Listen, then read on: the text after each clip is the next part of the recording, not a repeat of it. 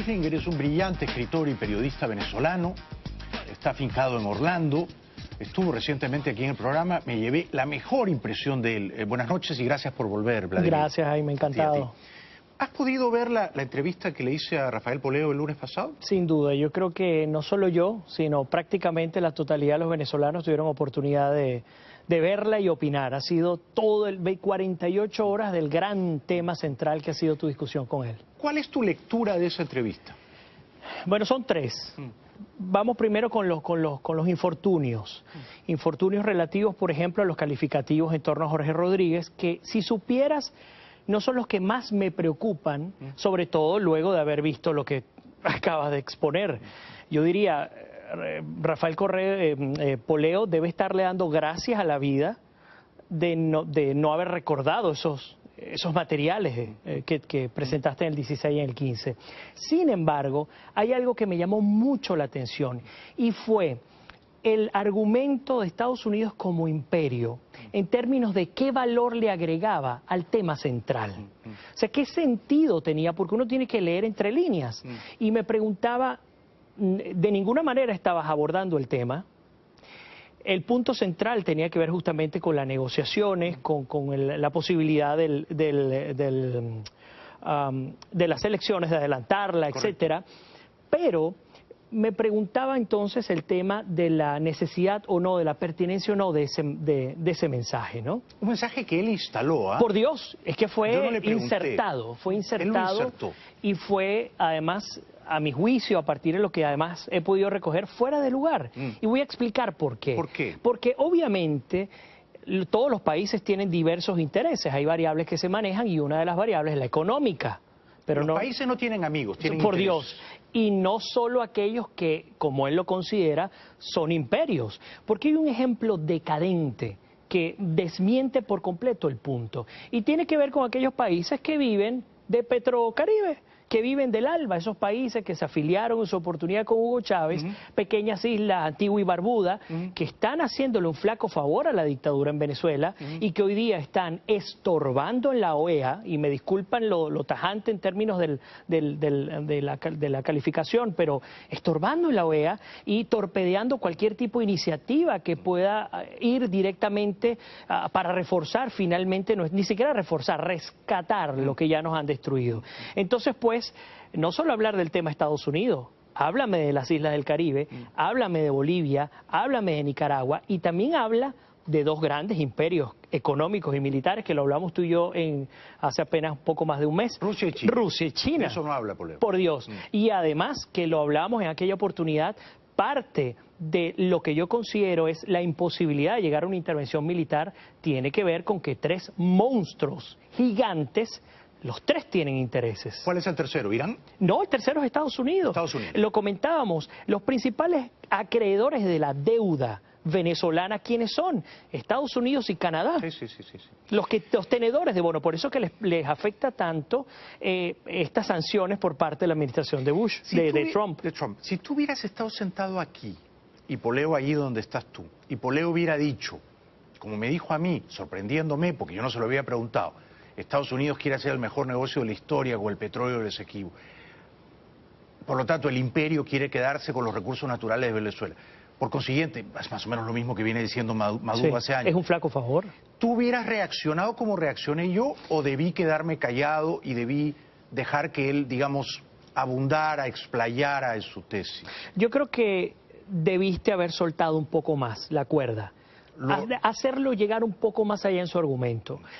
No digo que se explayara por completo, pero lo interrumpí mucho. Sí, siento que lo interrumpiste mucho. Entiendo la vehemencia porque tú has vivido la crisis venezolana con tanta intensidad que la admiración de nuestro pueblo hacia ti, no solo como periodista, sino como ser humano y latinoamericano, es enorme. Gracias, no, eso es mi deber, pero pues, me sonó mal, fue cacofónico que Poleo aquí dijera lo mismo que dice Maduro allá. Entonces traté de refutar su tesis porque además creo de verdad, Vladimir, tú estás bien informado, me dirás qué piensas, que Estados Unidos está nadando en petróleo y de momento no necesita el petróleo venezolano y no está en la agenda de Trump ni de Tillerson el petróleo de Venezuela. No es así. No sé siquiera si Venezuela está en la agenda de ellos? Claro, es un muy buen ejemplo.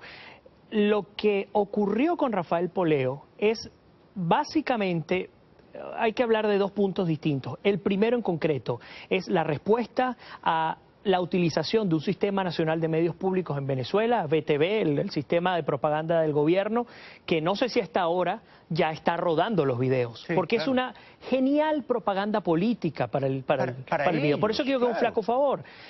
Pero también entender por otro lado que recordemos a lo que decía Hugo Chávez y lo que decía Maduro, que los precios del petróleo habían bajado y habían descendido a los límites históricos que hoy día vivimos, que vivimos un poco más con más fuerza el 2015, porque se quería atacar directamente a la revolución bolivariana. Es la gran falacia, porque hoy día básicamente obedece a lo que tú comentabas, el fracking, que es una gran estrategia que ha aplicado Estados Unidos. Por eso han bajado los precios. Pero por Dios, y es que además... Porque la oferta de petróleo subió muchísimo. ¿Y quién se encargó de bajar los precios? Arabia Saudita. Claro, claro. Dijo, ¿cómo desmotivo a los americanos para que no inviertan, para que les termine saliendo costoso el tema? Pero ¿qué pasa? Y tú lo entiendes mejor.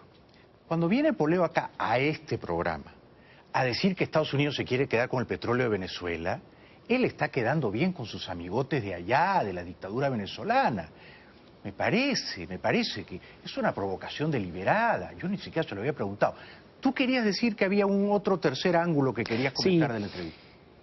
Poco más temprano conversaba con una persona que vive en Caracas y que ha hecho vida empresarial durante muchísimos años. Él me decía que el pueblo venezolano, buena parte de ese pueblo se identificó contigo este día lunes porque están hastiados de esa generación de hace 60 años de la cual se desprendió lo que hoy día es el Partido Socialista Unido de Venezuela. Muchas personas cometen el error de pensar que lo que fue en su oportunidad ADE y COPEI no tiene absolutamente nada que ver con el PSUV. Y lamentándolo mucho, tiene tanto que ver que lo hemos visto, por ejemplo, con los casos de este gran titular presentado en el 2014 con el país de pero Poleo. No solo eso. Cuando Chávez sale de la cárcel, Poleo era el primero que quería que Chávez fuera presidente. Cuando Chávez gana el 98, Poleo, y hasta su hija y sus hijas, y todos estaban saltando de euforia. O sea, no nos engañemos. Ahora, a mí de todos modos me deja descorazonado, porque él ya está acá. Acá es un hombre libre. No entiendo su servidumbre a la dictadura. No entiendo por qué cada vez que puede le echa un piropo a Diosdado, a Cilia, a Aristóbulo, a Rodríguez. O sea, como un bálsamo. Me hiere, me ofende eso. No tengo la sangre tan fría como para decir, prosigue, por favor. ¿Qué más quieres decir? ¿Qué otros elogios quieres vertir? Ahora, ¿por qué lo hace? ¿Tú tienes una explicación racional? Pues no la tengo. No la tengo porque a veces me hace recordar a algunos políticos que trabajan con mucha mano izquierda al régimen. Y lo hemos hablado, por ejemplo, caso Luis Florido hoy día con Voluntad Popular, que apretó finalmente aparentemente la cuerda de cara a este supuesto proceso de negociación, pero que aún teniendo la desfachatez de un régimen que en su cara le ha ofendido, le ha insultado, por ejemplo con el caso Oscar Pérez, que no lo hablamos porque en aquella oportunidad no había ocurrido, diciendo que la oposición había participado de esto, luego ver a un Maduro viendo a un Freddy Bernal también afirmando claramente y atacando a la oposición, y aún así escuchar o leer a pues algunas autoridades de la Mesa de la Unidad Democrática diciendo que bueno, que el gobierno nacional todavía pues no da buena fe de querer, digamos, hacer cambios desde el punto de vista electoral, aceptar las condiciones que se le ha solicitado. Entonces yo no sé si es un tema de ingenuidad, no sé si es un tema de pecar de cautos, porque a veces el ser cauto tiene una función, pero hasta un determinado momento. A veces hay que meterle el cortocircuito. Hombre, yo no creo que sean ingenuos. O sea, yo creo que Julio Borges está en Santo Domingo y Ramos Alup quiere ser candidato presidencial porque probablemente la dictadura les conoce algunos puntos vulnerables y los tiene más o menos extorsionados y les dice, mira, si tú no juegas el juego, si tú no eres oposición leal, y subrayo leal, vas a seguir la misma suerte de Leopoldo López o de Oscar Pérez y te vamos a meter en un calabozo, ¿no? Sí. Y lo peor es que mientras nos desgastamos discutiendo eso, mientras están allí, siguen muriendo las personas. Claro. Y no solo que días. siguen muriendo, sino que nuestra América Latina continúa avanzando. Estamos viendo el ejemplo este próximo domingo, 4 de febrero. Yo les confieso, estoy preparado para dedicarle 15 horas a analizar los resultados que se tienen que obtener a partir de la consulta popular en Ecuador. Va a ganar el sí. Claro que va a ganar, pero interesante que comentemos, por ejemplo, la pregunta 1 y 2 de cara a lo que ocurre en Venezuela y después saltar a Argentina, porque Macri acaba de generar decretos concretos en torno a reducción del déficit fiscal y segundo, la prohibición a familiares de ministros para que trabajen en la hacienda pública. Interesantes esos cambios que hay. Me pide publicidad, te pido una respuesta corta. Cuando Poleo dijo Jorge Rodríguez es un hombre culto, muy preparado, un gran defensor de Maduro, qué sé yo, ¿tú lo hubieras dejado hablar? Tal vez hubiese tenido la misma reacción que tú tuviste, sobre todo cuando habló de culto, ¿no? Pero sí creo que debiste haberle dejado terminar lo que él dice que quería explicar. Habría que ver, pero con el antecedente ya nos imaginamos. ¿Crees que no debí echarlo del programa? ¿Crees que no debí? No, sí. Llega un momento en el que obviamente pasa la raya. Al mandarte a callar, por supuesto, yo, si me preguntas en mi espacio Américas Noticias, yo hubiese hecho exactamente lo mismo. Tenemos que ir a la publicidad y luego le voy a preguntar a Vladimir Kislinger ¿qué cree que va a pasar con la convocatoria de las elecciones? Yo creo que van a ocurrir y pronto, los primeros días de abril. Poleo dijo que Maduro las va a aplazar hasta el tercer o cuarto trimestre de este año. Le voy a preguntar qué crees que va a ocurrir, qué candidatos se van a inscribir, quién va a ganar, si tú crees que Ramos Salud puede dar la sorpresa, como aparentemente cree Poleo. Regresamos con Vladimir después de la pausa. 30 y casi 7 minutos de la noche, pero nos vamos hasta las 10:30. Qué bueno. Estamos encantados, el rating está subiendo cada vez más. Les agradezco profundamente su cariño y su lealtad. No se imagina la cantidad de gente que me ha escrito después de la pelea con Poleo, solidarizándose y diciéndome cosas afectuosas, en fin, muy alentadoras. Les agradezco. Gente que me deja regalos en la puerta de mi casa, una cosa muy linda. ¿Sabes qué me hace pensar? No sé tú, hablo por mí, ¿no? Que a veces... yo soy un periodista, lo soy desde los 15 años, ¿no? Pero también soy un animal político. Desde niño siempre he tenido opiniones políticas, no soy un periodista neutral, soy un periodista con opiniones políticas, como tú. Sí. Y entonces a veces me pregunto, y anoche lo hablaba con Silvia, mi esposa, le digo, no sé si estará en mi destino que eventualmente el ejercicio apasionado del periodismo político me lleve a la política misma, ¿no? Bueno, ya lo hizo en una oportunidad en Perú, ¿cierto? No fui candidato, decidí no meterme en la política. Pero estuviste allí, sí. allí en la... Pero en tu país lo hizo Rómulo Betancourt, sí. Lo hizo, ¿quién más? Rómulo Gallegos. Sí, Gallegos, por supuesto, ¿no? claro. Que no duró ni un año, sí. Porque era un buen escritor. Ahora, no sé, Vargas Llosa, por ejemplo, en mi país lo intentó, le fue mal. Correcto. No sé si es una buena idea que un periodista, un escritor se meta en política. Pero la idea me seduce. Sí. Porque no hay nada más lindo que estar en una tribuna pública celebrando la libertad, diciendo lo que tú piensas. Al costo que sea, aún si te despiden, ¿no? Es una celebración fantástica de la libertad, ¿no? ¿No crees? Sí, y además yo creo que el tener este roce diario con lo que ocurre, con lo que acontece en nuestro mundo, el solidarizarse con causas, yo creo que eso te acerca mucho a la necesidad de llegar a tanta gente. Sí. Y por eso es que está tan íntimamente relacionado con el tema político. Ahora, el peligro, Bailey, tú lo sabes, es que pues cuando saltas del periodismo al tema político, muy difícilmente puedes ir atrás. Correcto. Es un tema muy peligroso. Correcto. Y el otro peligro es no venderte nunca. Sin duda. ¿No? Y ocurre, pues lamentablemente mucho, ocurre, muy frecuente, de hecho. Claro, por supuesto. En política, una vez que entras en política, eres candidato, bueno, pasas el sombrero, quién pone plata, hay que pagar la campaña. Sí. Y allí, en ese momento, empiezas a perder tu independencia y tu libertad, ¿no? Sin duda. Y otra de las cosas también, cuando ocurre que, pues sencillamente mantenerse en esos grises, cuando no toma. Entiendo el punto de la... Yo no puedo hablar tampoco de imparcialidad, pero al menos tener la capacidad para analizar las cosas y para determinar cuándo alguien tiene la razón o cuándo no, Sí. a partir del criterio propio, porque lo comentábamos fuera del aire, desde el punto de vista del nuevo periodismo que tiene muchísimos años, el tema, el concepto de la objetividad y subjetividad, pues sencillamente eso es obsoleto completamente. Claro. Al contrario, los jóvenes de ahora lo que quieren no es objetividad. Los jóvenes quieren, ok, estos son los hechos y ahora yo te cuento qué pienso de Por ellos. supuesto que siempre hay un tratamiento. Ese es el plus. Es que de hecho creo que desde el principio los que conceptualizaron el tema de las comunicaciones no lo hicieron pensándolo como realmente había que hacerlo. Pero hay otro tema, y tú eres joven, ¿tú qué edad tienes? 36 años. 36, yo tengo 52, o sea que tú eres bastante joven. Yo soy una generación superior a ti. Mira, este es un gran tema, en tu país y en muchos otros. La gente dice todo está mal, ¿no? La dictadura, criminales, mafiosos, la oposición, unos vendidos, unos embusteros, hay que desenmascarar, todo está mal. Sí, todo está mal. Y ahí te tienes que preguntar, ¿y tú qué haces para que las cosas estén mejor? ¿A qué estás dispuesto? ¿Cuál es tu contribución? ¿O tú te vas a quedar en el balcón?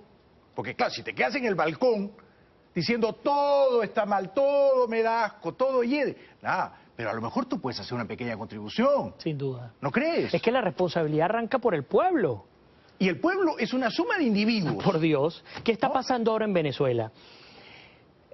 Maduro ha entendido que tiene una gran oportunidad para comprar descarada, desvergonzadamente al pueblo venezolano. Acabamos de ver este caso de este bono de carnavales. Sí. Un bono de carnavales que va a 8 millones de personas, Sí. 700.000 bolívares por persona. Sí. ¿Sabes cuánto significa eso en dólares? 4. No, pero en total, 24 millones de dólares de 24 inversión millones de para el dólares. Estado. Claro.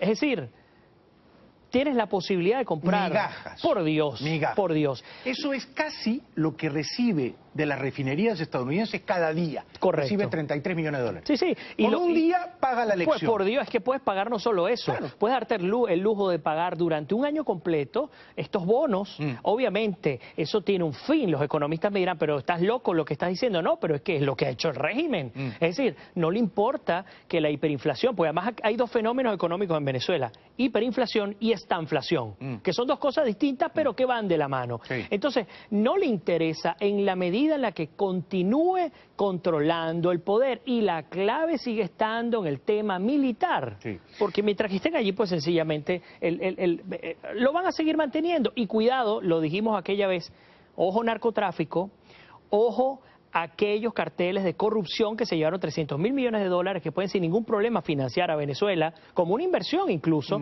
por 2, por 3 años, y además el tercer elemento, imperios, hablando como poleo, como Mira, Rusia y como China. Cuando Macri le habló mal de Maduro a Putin, Putin se quedó callado. Callado, correcto. Putin le dijo, no Callado. hablemos de eso, no es mi enemigo, yo no me compro ese problema. Sí. Ahora, te voy a hacer algunas preguntas simples, respuestas breves. No te voy a preguntar qué harías tú si estuvieras en Caracas, porque ya tú te fuiste, Sí. yo también me hubiera ido. Hay que ser libres primero, ya está, eso está contestado. ¿Qué harías tú si fueras Capriles? Concretamente, ¿qué harías?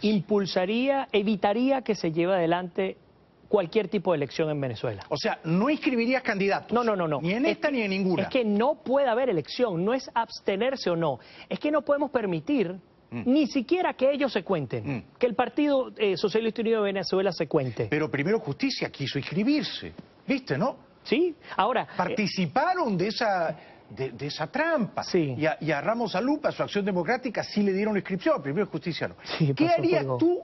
¿Qué harías tú si fueras Ramos Alup? ¿Te inscribes o no te inscribes? Tienes 70 y pico de años. Él dirá, es mi oportunidad de ser pues presidente. por supuesto, y lo va a hacer. Ahora, ¿qué haría yo? Ahí Andrés Oppenheimer escribió hace poco una columna, creo que fue para Nuevo Herald, que me llamó la atención. Él hablaba de una estrategia que yo no sé si es la que está aplicando la oposición venezolana. ¿Cuál es? La siguiente: postularte con candidato único o con varios candidatos. Van a ser 3 o 4. Activar calle en términos de campaña electoral. Pero por detrás de eso hay en paralelo una negociación por la presión internacional, porque capital político la oposición no lo tiene en este momento. Entonces, presión internacional, negociación para conseguir los 10 puntos que se han solicitado en términos de reforma electoral. Y tengo la calle activa en campañas donde se supone que no va a haber Guardia Nacional, policía atacando. Y si no me cambias las condiciones con presión internacional y con la calle, lo que ha sido una campaña política se te convierte en protestas masivas ya coordinadas, operativamente. ¿Tú coincides con ese análisis? Bueno, pues... ¿Tú crees que Ramos Salud no tiene lo creo. poder de convocatoria para que los jóvenes salgan a la calle a victoriar su candidatura? Justamente ese es el problema. Justamente allí. Él no puede activar la calle. Correcto. Va a sacar a 500 personas. Pero multitudes de jóvenes exaltados diciendo Ramos Salud, eso no va a ocurrir. Claro. No creen en él. Y no solo en él, es que el problema No de la mesa, exacto, en el establishment en Venezuela, pues lamentándolo mucho ya no logra pero mira, caer allí. Exacto, te digo más. Y yo estoy con María Corina, yo estoy con ella. Sí. Pero aún si María Corina inscribiera su candidatura, te aseguro que los jóvenes tampoco salen a aplaudirla. No, por supuesto que no. Porque se está prestando al juego. No, y además, María Corina Machado, que además yo también le tengo mucho aprecio, la he entrevistado en el programa también, ella es una mujer que no cala en una parte importante de la población. ¿Por qué? Bueno, porque por tema estrato social, por tema... Yo creo que básicamente la manera en cómo es ella, la forma en la que se presenta, que no le cae bien a las masas populares. A mí me cae bien. Por Dios, por Dios, en mi caso ocurre exactamente lo mismo. Habla sin eufemismo. Sí, sí. Dice las cosas por su nombre. Bueno, y fíjate que eso le ha ganado enemigos de lado y lado. Y si hoy vas a una barriada en Caracas, muy probablemente ya no sea ni siquiera la opción número 10. ¿Crees que las elecciones presidenciales se van a celebrar antes de fin de abril? Sí. ¿Crees que las va a ganar Maduro? Por supuesto, completamente seguro. ¿Eso está fuera de la discusión? O sea, ¿crees que van a hacer fraude o crees que las va a ganar limpiamente? Lo que pasa es que hay otra versión también. ¿Cuál La es? otra versión es que el gobierno le interesaba sentar a la oposición y la oposición había dicho no me siento hasta que Reverol corrija aquella afirmación sobre su participación en el caso de Óscar Pérez. El gobierno logró sentarlos sin corrección de por medio. Logró sentarlos, además... Cuando dice sentarlos es en Santo Domingo. Por Dios, en Santo Julio Domingo. Borges, que no es un representante menor. Claro, y además entender, insisto, que ¿cuál es la amenaza? La amenaza es, porque es una amenaza, es un chantaje, te monto las elecciones a más tardar el 30 de abril. Te sientas, te guste o no, porque si no, pues sencillamente vamos adelante. Ok, ¿crees que Maduro va a ganar? No me quedó claro. ¿Crees que va a ganar limpiamente o con trampa? La trampa está montada desde hace mucho tiempo. No es solo el tema de la acción del voto. ¿Cuántos candidatos opositores, aparte de Ramos Salud, crees que habrá? Henry Falcón, Velázquez... Velázquez, aunque ha dicho que ya no se va a lanzar, yo creo que es una estrategia para llevar a un solo candidato, más los candidatos que, como siempre, le han hecho flaco favor al régimen venezolano. Pudiera ser un Henry Falcón. Manuel Rosales... Un Manuel Rosales, yo no creo que lo haga, está muy devaluado. Henry Falcón tiene cierta cantidad de personas que lo pudieran seguir. ¿A Maduro le sirve que, además de Ramos Salud, sea candidato Falcón? Totalmente, totalmente. Sin embargo, piensa en los 4.5 millones de venezolanos que están afuera. Esa gente fundamentalmente a quién apoyaba. ¿Esa gente va a votar? No pueden votar. Claro, por eso. No pasa de 100.000 los inscritos. Por eso. Querido Vladimir Kini, siempre me falta el tiempo para seguir hablando contigo. Vuelve pronto, por favor. Gracias, Jaime. Acá te queremos mucho. Gracias. Eres un campeón. Me ha dolido que me digas que yo debí ser más comedido, más cortés con Rafael Poleo, pero me ha gustado que me lo digas al mismo tiempo. Gracias. Ha sido un dolor que al mismo tiempo valoro en ti, porque me gusta la franqueza, No pude. Sí, lo sé. No pude ser más neutral, más caballeroso, continúe usted, termine de exponer sus ideas. Bueno, pues, nos veremos pronto. Sin duda. Muchas gracias, Gracias Vladimir a ti, Kini. Jaime. Un aplauso para él, por favor. Hasta pronto y muchas gracias.